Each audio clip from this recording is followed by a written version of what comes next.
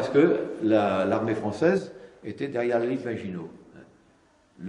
Après les tueries de la guerre 14-18, qui était une affreuse boucherie, eh bien, les Français n'auraient pas accepté qu'on fasse une guerre d'agression, si vous voulez, pas une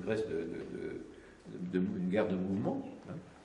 Et ce qu'il fallait, donc, on avait fait la ligne Maginot en espérant que ça arrêterait, ça dissuaderait en tout cas toute invasion de la France. En fait, Hitler a attaqué, vous voyez la carte là de comment se présente l'Allemagne, Lola Hollande, la Belgique. Il a attaqué par le sud de la Belgique, pas par les Ardennes belges,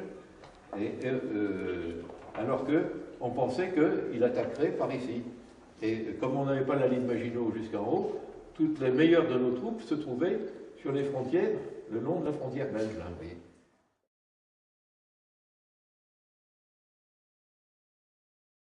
J'en ai entendu parler. J'en ai entendu parler. J'étais dans le Midi, moi j'étais d'Avignon, oui, pas plus. Et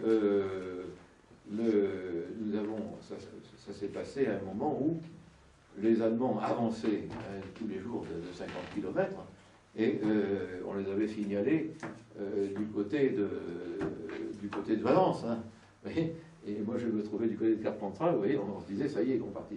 Alors à ce moment-là, il n'y avait pas de poste radio. Mes parents étaient dans la plus grande décrépitude, si vous voulez. Je ne voudrais pas de détails, ils étaient viticulteurs. La viticulture à ce moment-là est sombrée. Hein.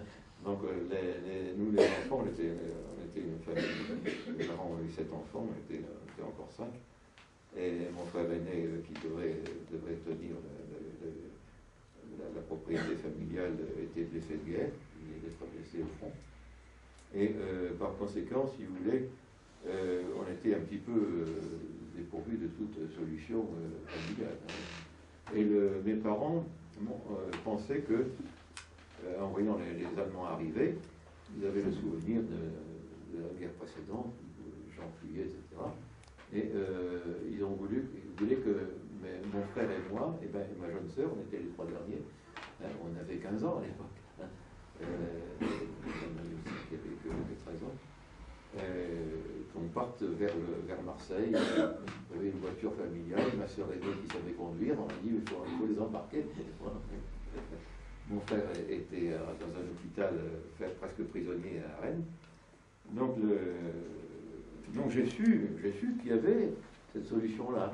Mais à nos âges, c'était impensable. Qui était Sabine Zlatin. Ah, Sabine Zlatin. Oui, alors ça, si vous voulez, indirectement.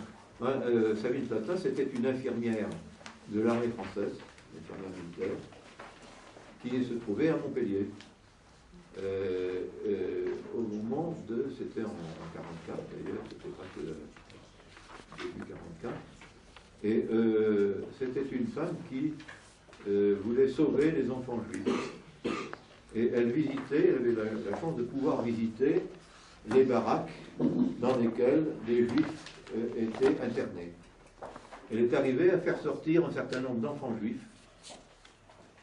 Et vous savez,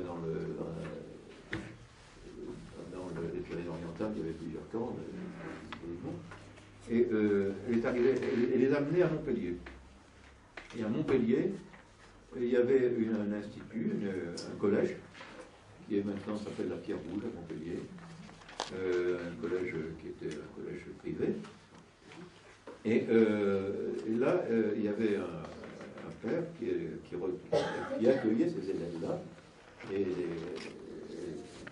les faisait un petit peu revivre.